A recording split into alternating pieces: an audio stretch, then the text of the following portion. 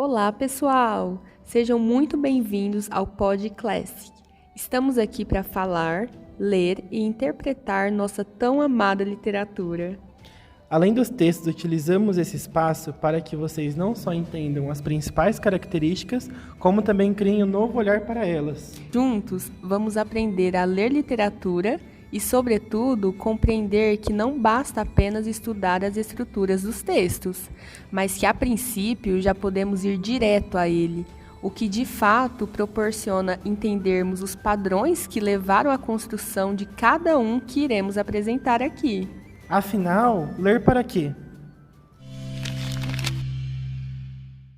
Amadís de Gaula, páginas 12, 15, 31 e 32. Estando, pois, assim, estes dois amantes em seu prazer, Elisena perguntou a El-Rei se a sua partida estaria breve. E ele disse-lhe: E por que, minha senhora, o perguntais? Porque esta boa ventura, disse ela, e tanto gozo e descanso, Deus, aos meus mortais desejos, já me ameaça com grande tristeza e angústia, que a vossa ausência me dará, que com ela ficarei mais perto da morte do que da vida. Ouvida por eles, essas palavras disse: Não tenhais temor disso, que ainda este meu corpo parte da vossa presença. O meu coração junto com o vosso ficará, que a ambos dará coragem, a vós para sofrer, e a mim para cedo regressar. Pois ficando sem ele, não há força tão dura que me possa deter. Isto, assim feito, pôs a tábua de cima, tão úmida e bem calafetada, que nem água, nem outra coisa ali poderia entrar. Tomando então a arca dos seus braços e abrindo a porta, pô-la no rio e deixou-a ir. E a água era grande e brava, depressa levou até o mar, que não distava dali mais de meia légua. Nesta altura aparecia a alva e aconteceu uma formosa maravilha, daquela que o Senhor muito alto, quando lhe aparás, costumava fazer. E foi que no mar ia a barca e que em cavaleiro da Escócia ia com sua mulher, que da pequena Bretanha levava, parida de um filho que se chamava Gandalim, e o cavaleiro tinha por nome Gandales. E indo mais andar o seu caminho para a Escócia, sendo já manhã clara, viram a arca que flutuava por cima da água e se afastava. E estando um dia a formosa Oriana com outras donas e donzelas folgando no paço, enquanto a rainha dormia, estava ali com elas o donzel do mar, que nem ousava olhar para sua senhora, e dizia para si mesmo: Ai Deus! Por que quisestes por tanta beleza nessa senhora e em mim tanta coita e dor por causa dela? Em triste hora os meus olhos a olharam, pois que, perdendo a sua luz, com a morte pagarão a grande loucura que no coração puseram. Como dissemos anteriormente, a partir do texto podemos entender o contexto em que foi construído. Mas como?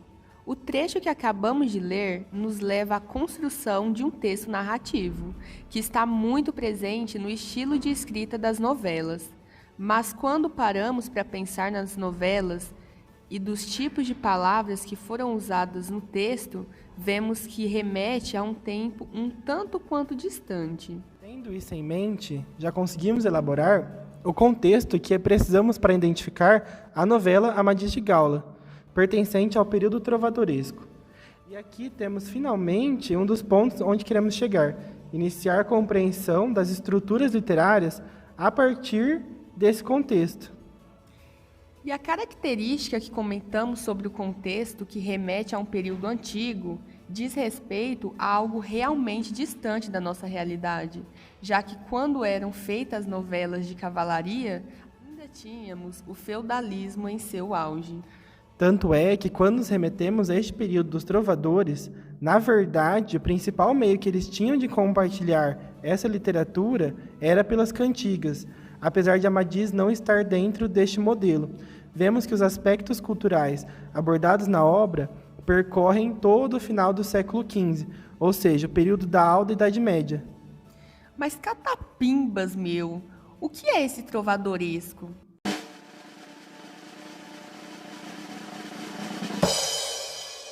gente te conta. Bom, o principal fato para este período ter ocorrido foi a exaltação da Igreja e a ascensão do teocentrismo, que na sociedade surtia efeito de gerador da unidade de um povo. E como podemos ver isso na novela?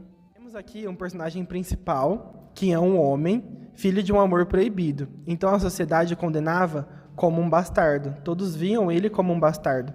Ou seja, a sociedade invalidava a criação desse bastardo por seus pais biológicos, justamente por aquele amor proibido desses dos pais dele. E é aí que começam as aventuras de Amadis, porque depois de ele ser adotado por um rei, ele passa a ter a sua realidade validada dessa forma a partir dessa adoção, e começa a ter essa vida de guerreiro. Até que as emoções de novelas de cavalaria nos envolve com o romance de Amadis com Oriana. Então Amadis passa a ter a sua realidade validada a partir dessa adoção, a adoção pelo rei Perião. E a Oriana, que faz parte dessa corte do rei, solicita a Amadis ser o senhor dela, mas acaba gerando todo esse romance, que fica despretensioso no início, mas depois, quando eles descobrem que é um amor recíproco, realmente vai desenrolando o romance. E tudo isso depois, a gente consegue exaltar, então, a característica principal de um guerreiro daquela época do trovadorismo, que é o paradigma entre duas personalidades, a personalidade sagrada e a profana. Um cavaleiro cortês e um homem tímido. Então, o cavaleiro cortês, de quando ele vai para as batalhas, e o homem tímido, de esbanjar esse respeito pela mulher, esbanjar esse respeito por aquela senhora de início, mas que depois ele tinha o amor sendo criado. Então, ainda mantendo o respeito, mas criando esse paradigma entre essas duas personalidades. Afinal, ler para quê? Farsa de Inês Pereira, páginas 1, 2, 10 e 23. Inês. Renego deste lavrar e do primeiro que o usou. Ó diabo, que o eu dou, que tão mal é de aturar. Ó Jesus, que enfadamento, e que raiva, e que tormento, que cegueira e que canseira. Eu hei de buscar maneira de algum outro aviamento? Coitada, assim hei de estar, encerrada nesta casa, como panela sem asa, que sempre está num lugar? E assim hão de ser logrados 2 dias amargurados, que eu possa durar viva? E assim hei de estar cativa, em poder de desfiados? Antes o darei ao diabo, que lavrar mais nem pontada, já tenho a vida cansada de fazer sempre de um cabo. Todas folgam e eu não. Todas vêm e todas vão, onde querem, senão eu. Ui, e que pecado é o meu, ou que dor de coração? Esta vida é mais que morta. Sã eu coruja ou corujo, ou sã algum caramujo. Não sai, senão a porta? E quando me dão algum dia licença, como a bugia, que possa estar à janela, é jamais que a Madanela, quando achou aleluia. Latão. O que nos encomendou será o que houver de ser. Todo este mundo é fadiga. Vós dissestes, filha amiga, que vos buscássemos logo. Vidal. E logo pujemos fogo. Latão. Cala-te. Vidal. Não quereis que diga? Não fui eu também contigo? Tu e eu não somos eu? Tu judeu e eu judeu. Não somos massa de um trigo? Latão. Deixa-me falar. Pero. Seja logo, sem deter. Inês. Este caminho é comprido. Contai uma história, marido. Pero. Bofá que me praz, mulher. Inês. Passemos primeiro o rio. Descalçai-vos. Pero. E pois como? Inês. E levar-me-eis no ombro, não me corte a madre o frio. Pôs-se Inês Pereira às costas do marido e diz: Inês. Marido, assim me levade. Pero. Ides à vossa vontade? Inês. Como estar no paraíso. Pero. Muito folgo eu com isso. Inês. Esperade, ora, esperade. Olhai que lousas aquelas, para pôr as talhas nelas. Pero. Quereis que as leve? Inês. Si, uma aqui e outra aqui. Oh, como folgo com elas. Cantemos, marido, quereis? Pero. Eu não saberei entoar, Inês.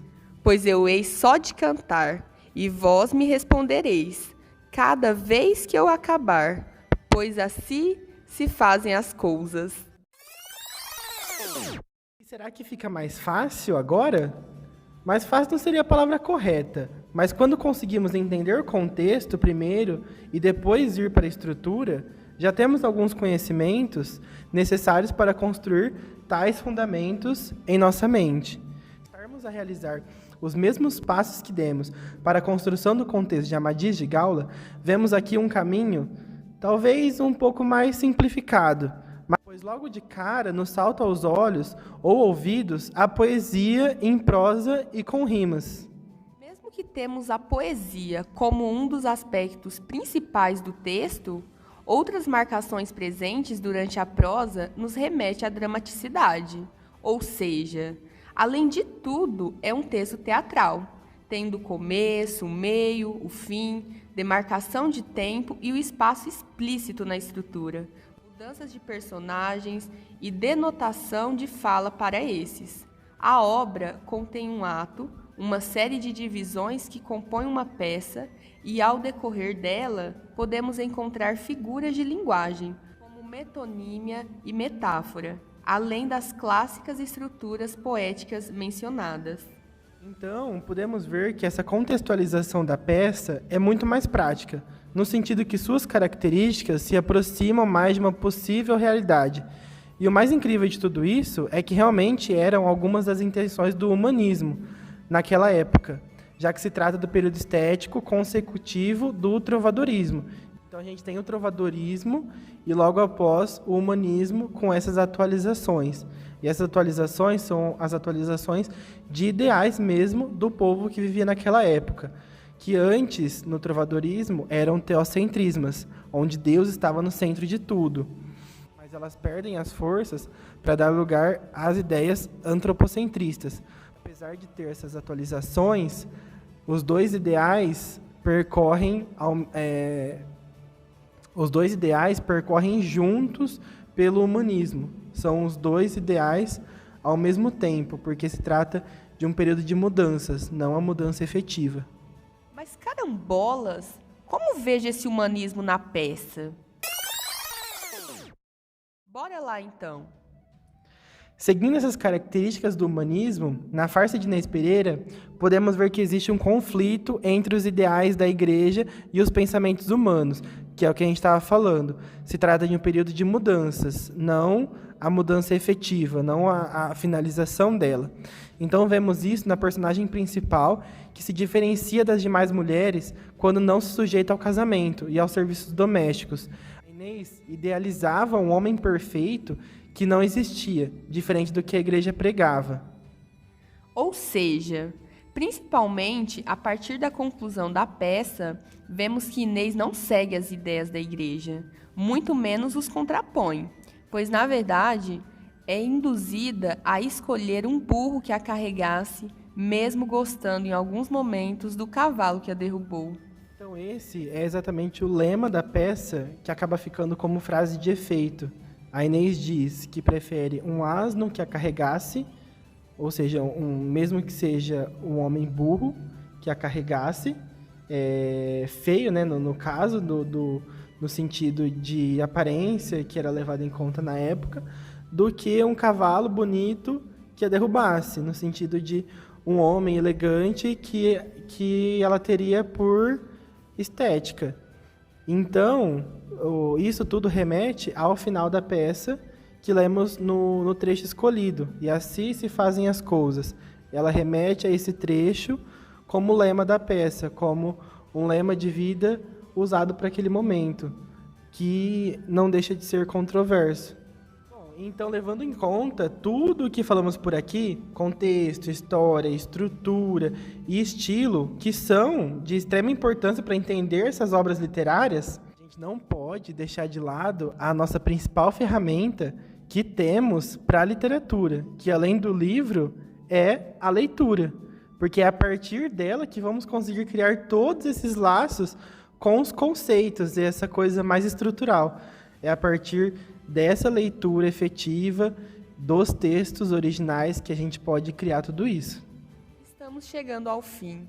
E a partir desse percurso, pudemos ver que Amadis de Gaula, por ser uma novela de cavalaria, tem um teor dramático e expõe alguns momentos de aventura. Já a farsa de Inês Pereira possui uma sátira e situações cômicas típicas do teatro popular do humanismo.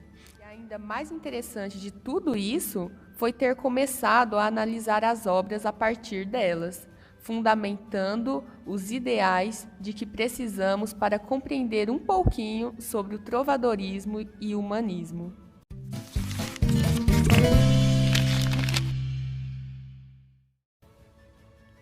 Gentis como Amadis, com a sensatez da Inês. Leia sempre literatura e nos vemos na próxima aventura.